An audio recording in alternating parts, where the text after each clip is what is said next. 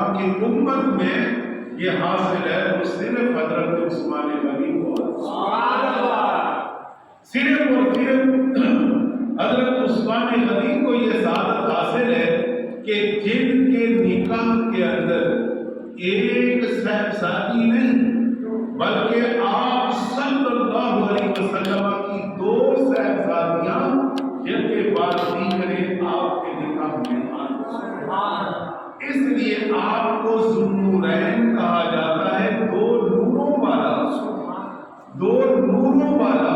اس وجہ سے آپ کو کہا جاتا ہے کہ پہلے حضرت رقیہ رضی اللہ تعالی عنہا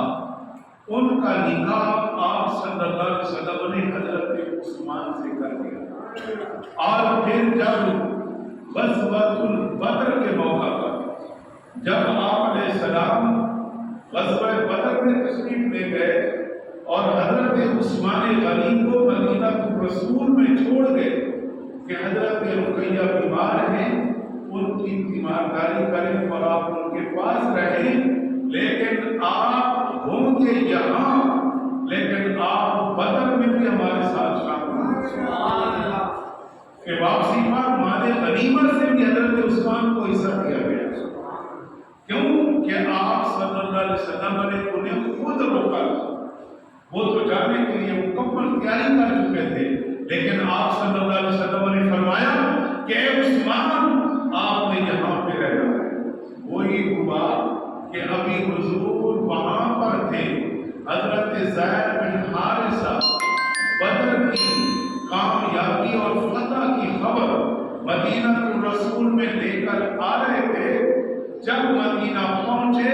تو اس وقت حضرت عثمان غنی رضی اللہ تعالی عنہ حضرت رقیہ رضی اللہ تعالی عنہا کی تدفین کر رہے ہیں، تو یہ پہلی صاحبزادی، اور جب ان کا انتقال ہو گیا تو اس کے بعد آپ علیہ السلام نے اپنی دوسری صاحبزادی حضرت ام کلثوم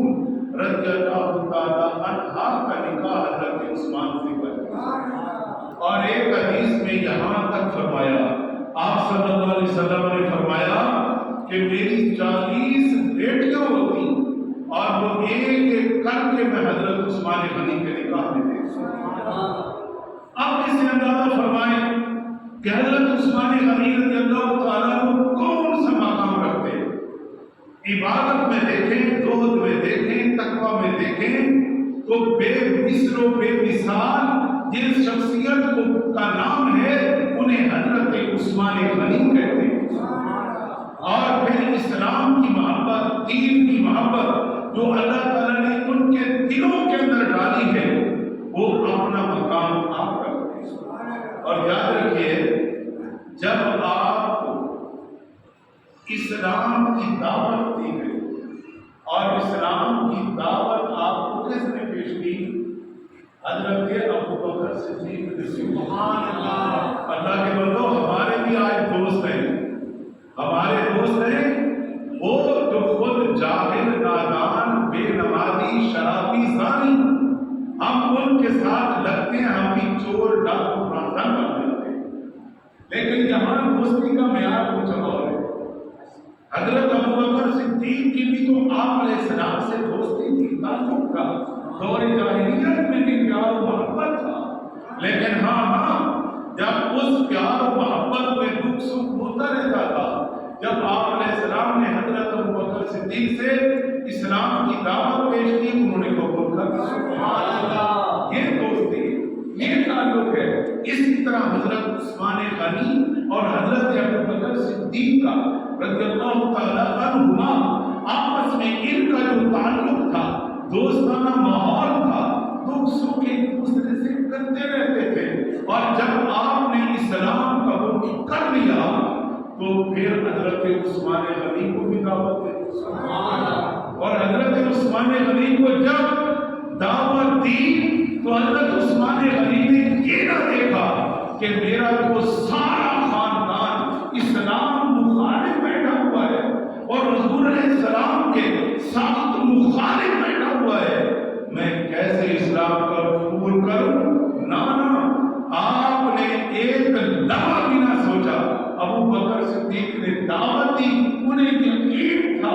یہ میرا ایسا وفادار دوست ہے، ایسا مخلص دوست ہے جو اس نے اپنے لیے فیصلہ کیا، میرے لیے بھی اس نے بہتر فیصلہ کیا۔ دوست ایسے ہوتے ہیں بھائی، سوچو دنیا میں رہنے والوں، ہم نے بھی آج سوچ کے دوست بنانے، ہم نے بھی دیکھ کر فیصلہ کرنا ہے، کہیں ایسا نہ ہو کہ کسی دوست کے دنیا دار کے چکر میں آ کر ہم اپنی آخرت برباد کر بیٹھے، نہ ایسا نہ کرو۔ کسی نمازی کو دوست بناؤ، کسی دیندار کو دوست بناؤ، جان سے کوئی دین کا پتہ چلے، کوئی اچھا مخلص دوست بناؤ جس کے اندر شعور ہو، جو قرآن و سنت کو سمجھتا ہو، اچھائی برائی حلال و حرام کو سمجھتا ہو، ایسا دوست بناؤ۔ اور جب حضرت ابوبکر صدیق نے انہیں اسلام کی دعوت پیش کی تو حضرت عثمان غنی نے اسلام قبول کر لیا۔ اچھا، جب قبول کیا تو کمال کی بات ہے، اب حضرت ابوبکر صدیق رضی اللہ عنہ حضرت عثمان کو لے کر حضور کی بارگاہ میں پہنچے کہ آج عثمان ذرا دیکھ تو صحیح، میں نے جس پیغمبر کا کلمہ پڑھا ہے نا، وہ عام ہستی نہیں ہے، وہ امام الانبیاء ہے۔ میں نے بڑا سوچ سمجھ کے فیصلہ کیا، اور تیرے لیے جو فیصلہ کیا ہے وہ بھی بڑا سوچ سمجھ کے کیا ہے۔ آئیے جناب، کمال کی بات ہے، میں آپ سے عرض کروں، توجہ فرمانا کہ جب حضرت عثمان غنی حضور کے پاس آئے تو آپ علیہ السلام نے نگاہ محبت سے، نگاہ پیار سے، نگاہ شفقت سے حضرت عثمان غنی کے چہرے کو دیکھا، اور حضرت عثمان غنی نے حضور علیہ السلام کے چہرے کو دیکھا۔ حدیث میں یہاں تک ہے کہ ایک دفعہ آپ صلی اللہ علیہ وسلم نے نا حضرت عثمان غنی کے گھر میں نا تحفہ بھیجا، اس وقت پردے کے احکام نہیں تھے، تو جب تحفہ بھیجا تو فرمایا حضرت اسامہ سے کہ جب حضرت عثمان غنی کے گھر میں جاؤ نا تو دونوں کو دیکھنا، یعنی اس وقت حضرت رقیہ کو بھی دیکھنا، حضرت عثمان کو بھی دیکھنا کہ حسن میں کون کہاں پہ کھڑا ہوا۔ پھر میرے پاس کمال کی بات ہے، یہ تحفہ لے کر پہنچ گئے اور جا کر پیش کر دیا، دونوں کو دیکھا کہ دونوں ایک دوسرے سے حسن میں اعلیٰ۔ پھر جب واپس آئے نا تو حضرت آپ صلی اللہ علیہ وسلم نے فرمایا کہ بھائی دیکھا تھا؟ یا رسول اللہ دیکھا تو تھا پر میں کوئی فرق نہیں پایا۔ فرمایا آپ مجھے بھی دیکھیں۔ سبحان اللہ، کیسا منظر ہو گیا۔ یہ پیار ہے، ہمارا اسلام نفرت نہیں پھیلاتا میرے دوستوں، ہمارا اسلام محبت دیتا ہے۔ اب یہ محبت کا پہلو ہے کہ آپ علیہ السلام نے فرمایا کہ آپ مجھے بھی دیکھ۔ جب صحابی رسول نے آپ علیہ السلام کے رخ انور کا دیدار کیا نا، آپ علیہ السلام نے فرمایا اب بتا، کہنے لگا یا رسول اللہ میں کوئی فرق کیا کروں، مجھے تو ہر طرف ایک جیسا منظر نظر آتا ہے۔ یہ حضرت عثمان غنی کا حسن کتنا تھا، ان کے چہرے پر جمال کتنا تھا، اللہ تعالیٰ نے ان کو کس طرح سے نواز دیا تھا، اور ان کا ظاہر و باطن منور تھا۔ اور یاد رکھیں جب بلوانوں نے آپ کے مکان کا محاصرہ کیا تو حضرت عثمان غنی نے جب ان سے خطاب کیا فرمایا کہ سن لو تمہیں غلط فہمی ہے، ایسی کوئی حقیقت نہیں ہے جس طرح تم جا رہے ہو، لیکن خیال کرنا یہ عثمان وہ ہے کہ جس نے دور جاہلیت میں بھی زنا نہیں کیا، جس نے دور جاہلیت میں شراب نہیں پی، اور کوئی ڈاکہ نہیں ڈالا، کوئی چوری نہیں کی، کوئی ظلم نہیں کیا، کسی سے زیادتی نہیں کی ہے۔ یہ تو میرا دور جاہلیت کا زمانہ ہے، اور اسلام کو میرا آپ کے سامنے، میری اسلامی زندگی، میری دینی زندگی وہ تو تمہارے سامنے ہے، لیکن ہاں پہلی زندگی بھی میری بے مثل بے مثال ہے، اور جب میں اسلام کے اندر آ گیا تو پھر اسلام میں ہی آ گیا۔ پھر میرا اوڑھنا بچھونا اٹھنا بیٹھنا چلنا دیکھنا نظام سارا اسلام کے مطابق ہو گیا۔ تو لوگوں ذرا خیال کرنا، سوچ لینا کہ تم کس کے قتل کرنے کے در پہ ہو، یہ وہ عام ہستی نہیں ہے، یا المومنین حضرت غنی ہے جن کا یہ دور بھی اور پچھلا دور بھی دونوں بے مثلوں کے ساتھ، اور پھر آپ اسلام میں تو آ گئے لیکن سارا خاندان مخالف ہے۔ جب انہیں پتہ چلا حضرت عثمان غنی تو اسلام قبول کر چکے ہیں، دین میں آ چکے ہیں، نبی علیہ السلام کی بارگاہ میں حاضری دے چکے ہیں، تو جناب والا سارے خاندان نے پکڑ لیا۔ آپ کے چچا نے رسیوں کے ساتھ آپ کے ہاتھ باندھ دیے، پاؤں باندھ دیے اور جکڑ کے پھینک کر دیا، کہا کہ تیرا پانی بند، کھانا بند، ہر چیز بند، اسلام چھوڑ، نبی علیہ السلام کا دامن چھوڑ اور پھر تیرا سب کچھ بحال ہوگا، وگرنہ اس کے علاوہ تیرے لیے ہمارے پاس کچھ نہیں ہے، کچھ نہیں ہے ہمارے پاس، ایسے ہی تو مر جائے گا۔ بہت سختیاں کی گئی، بہت سختیاں کی گئی، لیکن کمال کی بات یہ ہے کہ جیسے جیسے سختیاں بڑھتی گئیں حضرت عثمان غنی کے دل میں اسلام کی محبت بڑھتی۔ سبحان اللہ۔ آپ نے فرمایا یہ سختیاں کرنا تمہارا کام ہے، لیکن آپ جب تک اسلام کا دامن پکڑا نہیں تھا تو نہیں تھا، آپ اسلام کے دامن میں وابستہ ہو گیا ہو تو لوگوں تمہیں کیا علم کہ اسلام کیا ہے اور آقا کریم علیہ السلام کا مقام کیا ہے۔ سبحان اللہ۔ پھر حضرت عثمان غنی رضی اللہ تعالیٰ عنہ کہاں پہنچے؟ ایک قرآن کا جملہ اس پر عرض کرنا چاہتا ہوں کہ محمد رسول اللہ، کہ محمد صلی اللہ علیہ وسلم اللہ کے رسول ہے، کہ سبحان اللہ۔ اور پھر فرمایا والذین معہ، اور جو اس کے ساتھ ہیں، اشداء علی الکفار، وہ کافروں پر سخت ہیں، رحماء بینہم، آپس میں گرد۔ یہ ہے کہ صحابہ کرام کا آپس میں رشتہ، صحابہ کرام کا آپس میں تعلق، صحابہ کرام کا آپس میں پیار،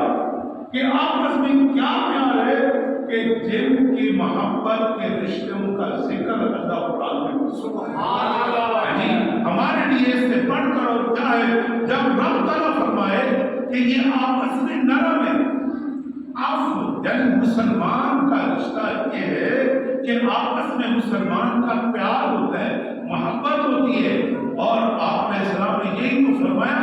کہ واعفو عمن ظلمک، جو تیرے ساتھ زیادتی کرے نا اسے معاف کر دیا کر، اور صل من قطعک، اور اسے ملا کر جو تجھ سے دور ہو، واعفو عمن ظلمک، جو ظلم کرے فرمایا اسے معاف کر دے، اور صل من قطعک، جو تیرے سے دور ہو جائے، قطع تعلق کی کر جائے، اسے ملا کر۔ اللہ تعالیٰ تم دونوں میں محبت کرتے ہیں۔ سبحان اللہ۔ انما المؤمنون اخوة فاصلحوا بین اخویکم واتقوا اللہ لعلکم ترحمون۔ فرمایا کہ جب مسلمان آپس میں بھڑ پڑے،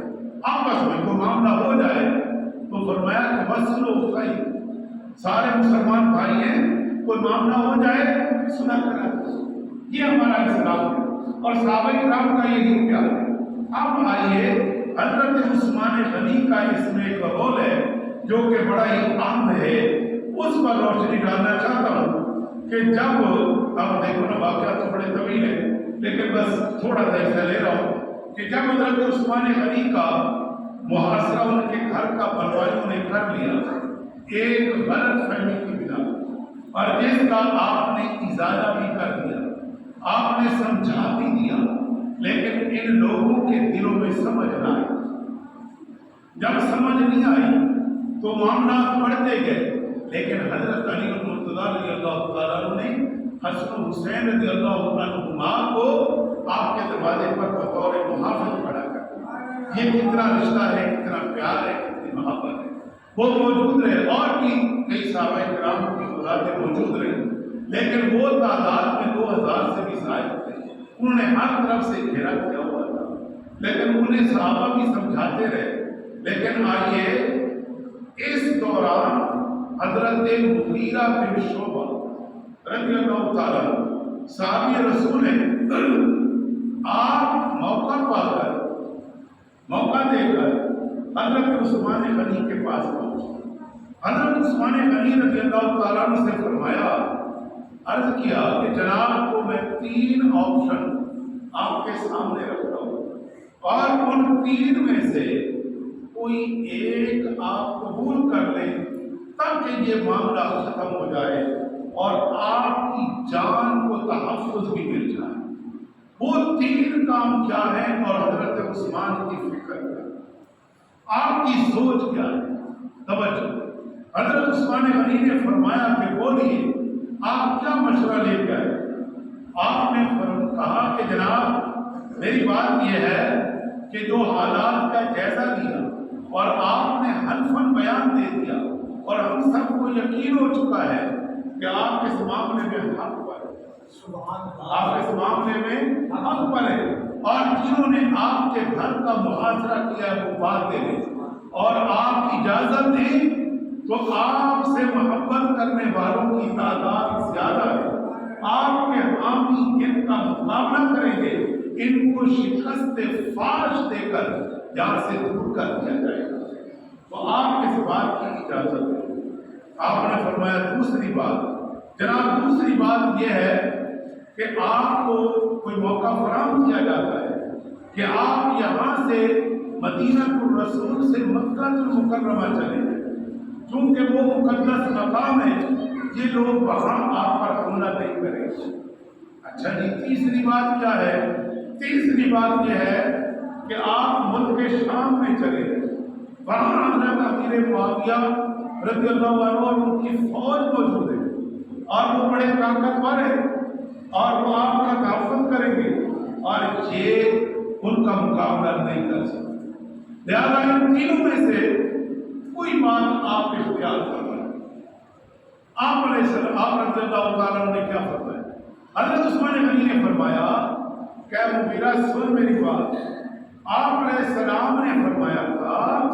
کہ عثمان ذرا خیال کرنا، جب تجھے خلافت کا قمیص پہنایا جائے گا، کرتا پہنایا جائے گا اور کچھ لوگ آئیں گے وہ زبردستی اسے اتارنا چاہیں گے، تم نہ اتارو۔ اب بتائیے، میرے سامنے یہ حدیث مبارکہ ہے، اب تیرے سوالوں کا جواب سن لے۔ پہلی بات جو تو نے کہا کہ میں یہ چاہتا ہوں کہ آپ اجازت دیں تاکہ ہم ان سے لڑیں، یعنی آپ کے حامی تعداد میں زیادہ بیٹھے، کہاں تک اسلام پہنچا ہوا ہے، سب کو اکٹھا کیا جائے گا اور ان کا مقابلہ کیا جائے گا، تو جناب والا حضرت عثمان غنی رضی اللہ تعالیٰ عنہ نے فرمایا کہ اے مغیرہ، میں ہرگز اس بات کی اجازت نہیں دوں گا۔ روحانہ بینہم، آپس میں نہ رہے، فرمایا میں اس بات کی اجازت ہرگز نہیں دیتا کہ میری ایک ذات کی وجہ سے اتنا مسلمانوں کا نقصان ہو جائے، میں ہرگز یہ برداشت نہیں کرتا اور میں ہرگز اس بات کی اجازت نہیں دیتا۔ اور میرے دوسرے سوال کا جواب کہ مکہ المکرمہ چلے جائے، یاد رکھیے اس وقت جو حالات ہیں،